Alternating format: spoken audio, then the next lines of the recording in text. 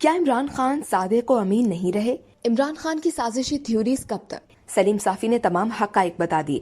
Senior صحافی اور تجزیہ نگار سلیم صافی کا کہنا ہے کہ عمران خان کا امریکی سازش کے حوالے سے بیانیہ سپریم کورٹ آف پاکستان سے سرٹیفائیڈ جھوٹ قرار دیا جا چکا ہے۔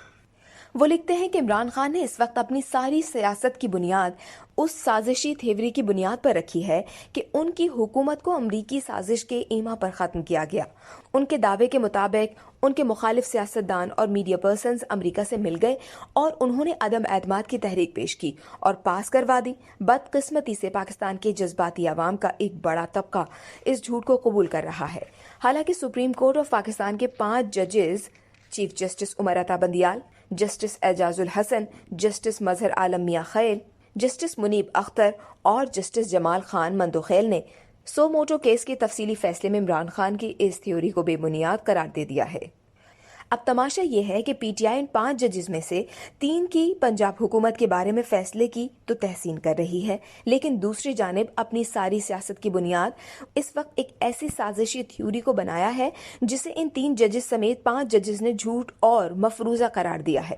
گویا امریکی سازش کے حوالے سے عمران خان کا بیانیہ سپریم کورٹ آف پاکستان سے سرٹیفائیڈ جھوٹ ہے۔ تفصیلی فیصلے میں 5 ججز کے بینچ نے متفقہ فیصلے میں لکھا ہے کہ 7 مارچ 2022 کو امریکہ میں پاکستانی سفیر نے خفیہ مراسلہ بھیجا تھا، لیکن 27 مارچ تک عمران خان یا کسی اور حکومتی عہدیدار نے اس کا کوئی ذکر نہیں کیا۔ عمران خان کے الزام کے ایک روز بعد یعنی 28 مارچ کو قومی اسمبلی میں بحث کے دوران کسی حکومتی رکن نے سازشی مراسلے کا ذکر نہیں کیا اور نہ کسی حکومتی رکن نے اپوزیشن پر یہ الزام لگایا کہ وہ بیرونی سازش کے تحت وزیر اعظم کے خلاف عدم اعتماد لا رہی ہے۔ پھر جب 31 مارچ کو قومی اسمبلی کا اجلاس ہوا تو اس میں بھی کسی حکومتی رکن نے خفیہ مراسلے یا غیر ملکی سازش کا کوئی ذکر نہیں کیا۔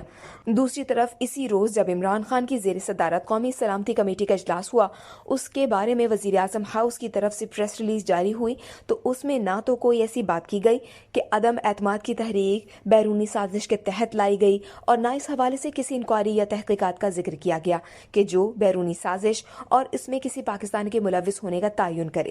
سپریم کورٹ کے فیصلے کے مطابق جب نیشنل سیکورٹی کمیٹی کی طرف سے کسی ٹھوس اقدام کا فیصلہ نہیں ہوا تو یہ اس بات کی نشاندہی کرتا ہے کہ شاید بیرونی سازش کے حوالے سے کافی شواہد موجود نہیں تھے۔ سپریم کورٹ کے مطابق حکومت کے رویے سے ثابت ہوتا ہے کہ بادی النظر میں حکومت کے پاس بیرونی سازش سے متعلق کافی شواہد موجود نہیں تھے۔